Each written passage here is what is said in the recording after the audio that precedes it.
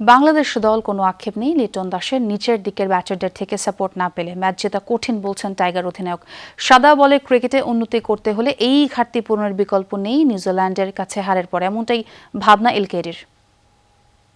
নাই নাই এটা এটা এটা আর নেই, আপনিও ছেড়ে দেন, ওটা আমরা ছেড়ে দিয়েছি, আপনি যত ছাড়বেন তাড়াতাড়ি খুবই ভালো।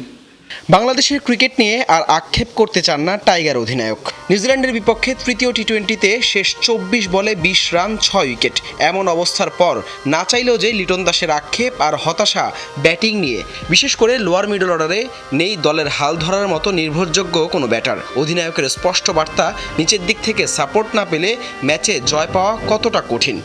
টি-20তে 5 বোলার ছাড়া যাইতে পারবো না, এখন যদি 9 ব্যাটসম্যান নিয়ে যাইতে 3 বোলার নিয়ে খেলা লাগবে। আপনার কাছে যদি সলিউশন থাকে দিতে পারেন আমাদেরকে। ফার্স্ট প্রেস কনফারেন্সে আমি একটা কথা বলেছিলাম যে আমাদের লোয়ার অর্ডারের ব্যাটসম্যানের দায়িত্ব আছে, যে চাই যে আমরা তারা কিছু আমাদেরকে ইনপুট দিবে ব্যাটিংয়ে। সো আজকে জায়গা ছিল, বাট আবারও ব্যর্থতা। রিশাদ, শেখ মেহেদি, নাসুম এরা তো অ্যাজ এ স্পিনার হিসেবে খেলে, ওয়ার্ল্ড ওয়াইড যারা স্পিনার হিসেবে খেলে সাথে ব্যাটিং করে, সব টিমেরই পারে। ঘরের মাঠে নিউজিল্যান্ডের দ্বিতীয় সারির দলের সাথে সিরিজ সমতা, স্বীকৃত বোলিং অলরাউন্ডারদের থেকে ব্যাটিংটা না পেলে সাদা বলের ক্রিকেটে উন্নতি সম্ভব নয় জানালেন লিটন।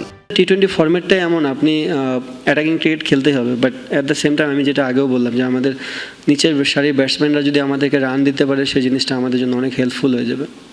সো যে জিনিসটাই হচ্ছে একটা, যে 2টা সিরিজে আপনারা দেখবেন যে আমাদের 5-6টা উইকেট চলে যাওয়ার পর আমরা শেষের দিকে ব্যাটিংয়ে রান পাইনি। সো এটা ওডিআই ফরম্যাট এবং টি-20 ফরম্যাটও আমার মনে হয় আমাদের যদি হোয়াইট বল ক্রিকেট ডেভেলপ করতে হয় তাহলে আমাদের এই জায়গাটা নিয়ে কাজ করতে হবে। অধিনায়কত্বটা উপভোগ করছেন, দল নিয়েও আশাবাদী বাংলাদেশের টি-20 অধিনায়ক।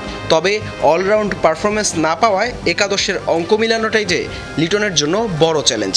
এমন পরাজয়ে সেই শূন্যতাই যে এখন দৃশ্যপটে। একটু আন্ডার প্রেশারে ছিল, বাট হাসান আল মারুফ, যমুনা স্পোর্টস, ঢাকা।